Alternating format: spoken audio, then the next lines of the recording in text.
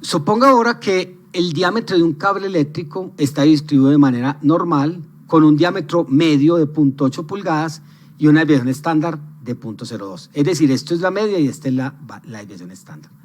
Y me preguntan, ¿qué proporción de cables tiene un diámetro superior a 0.81 pulgadas?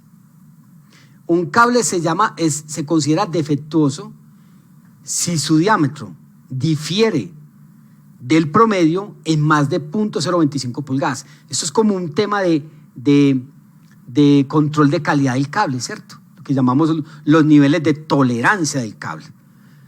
Vamos a ver qué significa esto de que difiere del promedio en más de 0.25 pulgadas. Listo. La primera es muy simple, ¿cierto? La proporción de cables que tiene un diámetro superior a esto es una pregunta probabilística. Si yo llamo X la variable que representa el diámetro del cable, entonces lo que me piden calcular es qué proporción de cables tiene un diámetro superior a esto. La probabilidad de que X sea mayor que 0.81. Ustedes saben que por el complemento sería 1 menos la probabilidad de que X sea menor o igual que 0.81. Pero esto a su vez la estandarizo, es decir, X menos mu sobre sigma, voy a ser muy esquemático aquí en adelante con esto, es 0.81 menos la media, que es 0.8, sobre sigma, que es 0.02. Y este mamarracho al hacer el cálculo me quedan 0.5. O sea que esta probabilidad es igual a 1 menos la probabilidad de que Z sea menor que 0.05. Y esto lo busco en la tabla. Voy y busco en la tabla y veo que el área a la izquierda de 0.5 es 0.6915. Así que 1 menos esto daría 30.3085. Es decir, el 30.9% de los cables tiene un diámetro superior a 0.81 pulgadas. Ok, ahora para responder la parte B, vamos a clarificar qué es lo que quiere decir esa expresión de diámetro difiere de, ¿cierto? Muy bien, entonces, cuando hablamos de diferir significa que la variatoria diámetro va a ser diferente a su promedio. Entonces, decir difiere significa la diferencia entre el diámetro y su promedio en valor absoluto, porque puede ser negativo o positivo, va a ser más, dice, en más superior a 0.025 pulgadas. Esto es lo que se conoce como una medida de control de calidad o límite de tolerancia en el cable.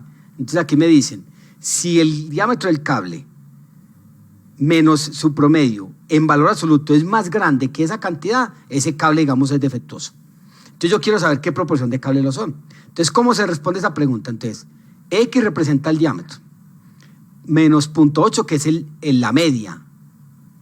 En valor absoluto es la diferencia, difiere, en más, mayor a 0.025.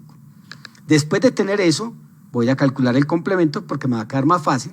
1 menos esta probabilidad, y ya sabemos cómo se reparte esto, ¿cierto? Es 1 menos la probabilidad de menos 0.25, menor que esto. Luego voy a estandarizar, es decir, dividir por la desviación estándar, que es 0.02, lo hago aquí en todas partes, y este mamarracho de la mitad, esta nueva variable es una Z, y esta cantidad me da menos 1.25 y esto 1.25. ¿Esto qué sería? La probabilidad de que Z sea menor que esto, menos la probabilidad de que Z sea menor que esto, y con este menos me queda así, y yo puedo directamente ir a la tabla o ir al R y calcular estas probabilidades, con lo que me va a dar un punto 21.12. Es decir, el 21.12% de los cables van a ser defectuosos, es decir, no van a cumplir el estándar. ¿Cuál sería el estándar? Que esto fuera menor o igual a 0.025. Eso sería el estándar, ahí no sería defectuoso. Vamos a definir ahora algo que es muy importante, no solamente en la normal, sino en las otras variables aleatorias que vamos a ver de aquí en adelante, y es lo que se conoce como los percentiles, ¿cierto? Nosotros ya más o menos desde la estadística descriptiva vimos la manera de calcular percentiles a través de unas muestras, y hemos visto cómo se pueden calcular los percentiles a través de una ecuación probabilística. Entonces, ¿cómo es que se calcula un percentil ya en una variable continua? Si usted fija un valor entre 0 y 1, para una normal y supone que Z se distribuye normal 0, 1, entonces el valor de Z, que deja un área alfa a la derecha, lo vamos a denotar Z su alfa. Eso significa que el área a la izquierda va a ser 1 menos alfa. ¿Listo? O sea, la ecuación probabilística es el área a la derecha. Entonces, por conveniencia, en todo lo que resta de este curso, Cuando hablemos de los percentiles de una distribución de probabilidad, siempre haremos referencia al valor que deja un área a la derecha, alfa. Es decir, un área a la izquierda, 1 menos alfa. En este caso, la ecuación probabilística que debe resolverse es el valor de z que deja un área a la derecha de alfa, lo vamos a denotar z sub alfa. Z sub alfa es llamado el 100 por 1 menos alfa por ciento percentil, ahí sí, de la distribución de z, es el percentil a la izquierda. Si lo vemos gráficamente, esto es lo que está pasando. Aquí tengo z sub alfa, el área a la derecha es alfa, y todo este pedazo que está en blanco sería 1 menos alfa. ¿Por qué es importante esto? Porque lo que usted ve en la tabla de la normal, de alguna manera, cuando usted ve esta tabla, lo que usted está viendo aquí, estos valores que usted tiene aquí, son percentiles a la izquierda. Es decir, punto 30 es el percentil 61.79. 1.1 es el percentil .8643. Pero el valor de z que deja un área, por ejemplo, si yo quisiera, no, el que me deja un área de 0.5 a la derecha, ese es el percentil superior y ese sería 0. Entonces, por notación lo vamos a denotar z sub alfa, indicando que es el que deja un área a la derecha de alfa, así como aparece en este gráfico. Entonces, mientras la tabla de la normal me calcula probabilidades a la izquierda, los percentiles son los que dejan área a la derecha, definido por el subíndice. Entonces, decir z sub alfa es el valor de z que deja un área de alfa a la derecha. Por último, vamos a mirar un aspecto supremamente clave e importante de cómo se puede utilizar una distribución continua como la normal para aproximar probabilidades de una distribución discreta como la binomial. Aquí hay varios retos. Vamos a suponer que X es una variable binomial, como la que ya conocemos, NP. Si N es grande, suficientemente grande, entonces es posible aproximar las probabilidades de esta variable aleatoria binomial usando una distribución normal. Pero ojo, calma, hay que tener cuidado. Recuerden que estamos en una distribución discreta que solo toma valores enteros entre 0 y n. Y la normal toma valores entre menos infinito y más infinito. Hay que tener cuidado de cómo lo hacemos. Para poder hacerlo, recuerden una cosa muy curiosa que tienen, que nosotros tenemos, digamos, a nivel de las variables aleatorias. Por ejemplo, cuando yo calculo una cosa como esta, 1 dividido 3, miren lo que me da, 0.3633. Pero cuando yo tengo, por ejemplo, números como esto, por ejemplo, 14 dividido 3, 4.66, uno siempre habla de la parte entera y de la aproximación. Si yo le digo a usted, vea, necesito que me aproxime esto a una cifra decimal, ¿a dónde se aproximaría eso? Pues uno diría a 4,7. Lo que hace esta función, por ejemplo, run,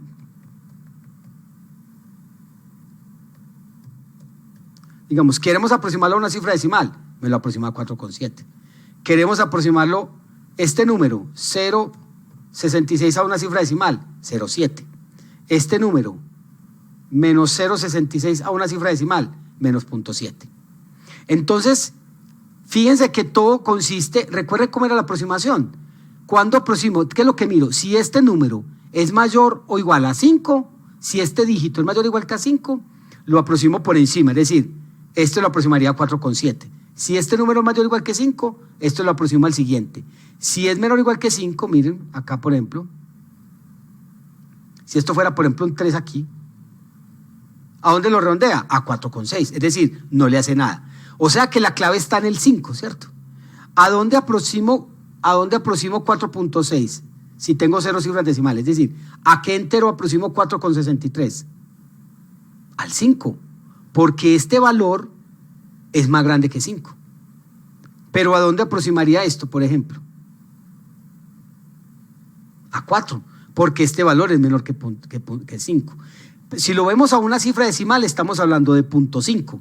0.5 para arriba, 0.5 para abajo. Entonces, la clave aquí en la aproximación implica un factor de corrección. Porque, por ejemplo, ¿cuántos números enteros hay entre 1,5 y 2,5? Entre 1,5 y 2, ¿cuántos enteros hay entre 1,5 y 2,5? Solo hay un entero, que es el 2. Entonces, el aspecto del factor de corrección va a ser importante aquí, para poder convertir una variable que es discreta en algo parecido a un intervalo.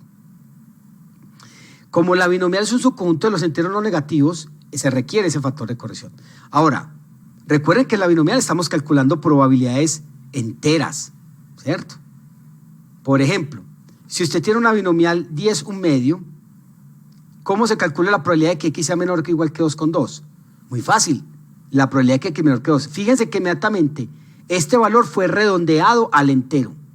Si esto fuera 2,5, ¿cierto? Si esto fuera 2,5, 2,6, 2,7, ese redondeo se haría a 3, pero la probabilidad seguiría calculándose como la de 2, ¿cierto?